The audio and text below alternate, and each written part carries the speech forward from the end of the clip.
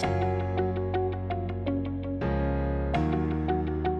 guys, welcome back to the channel. Today we're going to be solving LeetCode 70, which is climbing stairs, and it's marked as an easy problem. To be honest, I want to say it's that easy. However, I'll say this is one of my favorite problems on LeetCode. Okay, so feel free to pause the video just to read through what the problem is asking for. Okay, but I find these examples more descriptive. So given a staircase where you can either take one or two steps, okay, how many distinct ways, how many different ways can you make it to the top of the staircase? Okay, so let's explore the different examples. So now for the first example, in the case where it's two steps, okay, so let's draw a staircase. Okay, this is step 0, this is step 1, this is step 2. Okay, we can only take one or two starting from 0. Okay, if we take one, that's one way, or we could take two.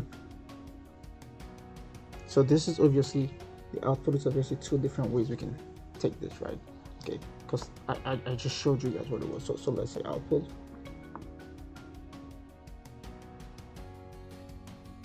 Okay, let's see the second example. It says 3. Okay, we have 3 steps. Okay, that's a terrible staircase. Okay, step 0, step 1, step 2, and step 3. Okay, obviously we can take one, then we can take one, then we can take one. Okay, that's one way to do it. Okay, let me change colors. Okay, or we can first take one, then take two, because we're allowed to take 2 steps. Okay, that's the second way to do it. Let me change colors. Or we can take 2 first, then take one.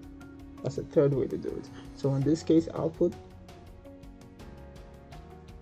will be equal to 3. There's 3 different ways to do 3 staircases, 2 different ways to do 2 staircases. Now let's also try 1 and 0. Okay, just cause. Okay, so let's say a staircase where we had just one step. Okay, this is 0, this is 1. How many different ways can we climb this step? Okay, obviously just one. You just take one step, right? So in this case, output equals 1. And now let's try 0. Okay, just 0. How many ways can you climb 0 steps? Okay, I can make the argument. Okay, I can make the argument that you can climb 0 step in 0 ways. Okay, or you can also say there's only one way to climb 0 step. To be honest, this base case doesn't matter. Why? Because we have 3 base cases. We have base case of 0, we have base case of 1, we have base case of 2, and we have base case of 3. So this problem is pretty straightforward. And keep in mind, so the trick to this problem is to understand that, say you have any staircases, it doesn't matter how many, going from 0, so this is 0, 1, 2, let's say 3, it doesn't matter, 3, going from 0 to 3 is the same as going from 3 back down to 0. It's the same. So it depends on how you do it. If you think of it like you're going from 0 to 3, it's called a bottom-up approach. If you think of it like you're starting at 3 and you're going down, it's called a top-down approach. But you notice something, this problem is just simple. So say we were given a staircase of 3, f of 3. This problem is just simple in this case because, let's not use 3. 3 is actually not as good of an example, to be honest. Let's say we're given a problem f of 5. Okay, we can see f of 5. Since there's 2 choices we can make, let me write it in the center so it's more cleaner. F of 5. There's 2 choices we can make. We could take one step, okay, and get to f of 4, or we could take 2 steps and get to f of 3. Okay, now from f of 4, 2 choices. We could take one step and get to f of 3, or we could take 2 steps and get to f of 2. Okay, now from f of 3, 2 choices we can make. We could take one step and get to f of 2, or we could take 2 steps and get to f of 1. In this case, we can say f of 1 is our base case, or we can even go further. From f of 2, we can take one step and get to f of 1, or we could take 2 steps and get to f of 0. Okay, and we know f of 0 is 0 or 1. It doesn't matter, to be honest, which one you say it is, and you'll see why in a second. From f of 1 is our base case, so we can only take one step to f of 0, or to be honest, you can stop here because we know what f of 1 is. We know f of 1 is 1. Okay, so here f of 2, we have 2 choices. You can take one step and get to f of 1, or you can take 2 steps and get to f of 0. Again, we know this guy. F of 3, you can take one step and get to f of 2, you can take 2 steps, get to f of 1. Okay, from 2, you can take 1 or 2 steps. 1 step and get to f of 1, 2 steps and get to f of 0. Okay, this you can only take 1 step. Here's our base case. We know if n is less than or equal to 3, there's only n ways we can do it. So you see, in the case of 0, where number of steps is 0, there's only 0 ways we can take. N equals 0, it gives us n ways. In the case of 1, okay, there's only 1 way we can do it. N of 1 equals 1. In the f of n of 1 equals 1. In the case of 2, there's only 2 ways we could do it. F of n of 2 equals 2. In the case of 3, so anytime it's less than 0, it's just n. So we know these base cases, so we can just go ahead and fill them up. F of 0 is 0 ways, f of 1 is 1 way, f of 2 is 2 ways, f of 3 is 3 ways, okay? We can just start filling them out, one, filling out our base cases, okay?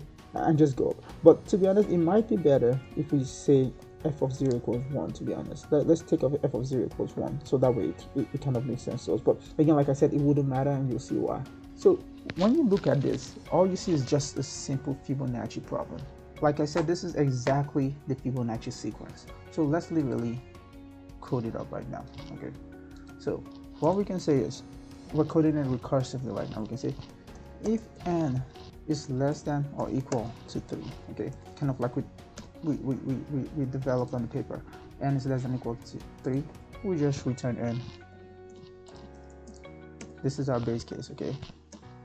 Else is where the meats and potatoes start. Okay, we're gonna return the recursive call of this function. So we're gonna have to call this guy recursively. So it's gonna be self dot, because it's in a class, that's why you have to use self dot n minus 1 plus the same self dot n minus 2. Again, it's exactly like this tree because there's 2 branches we can follow. Okay, so once you do this, this looks straightforward. Let's go ahead and submit this and see. I think this should be the answer.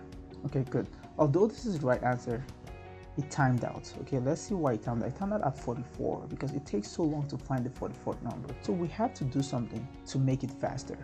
And if we go back to this, since we know the base case, we've written in our code, if n is less than 3, we know it. It's a base case. We don't have to calculate it again. So pretty much this eliminates anything below 3. We don't have to calculate it again. Okay, anything below 3. And also, once we calculate something once, like here we're having f of 3, why do we have to calculate him again here? We can just store his value. We can just store the value of everyone we've seen, create a dictionary. So I'll call it memo.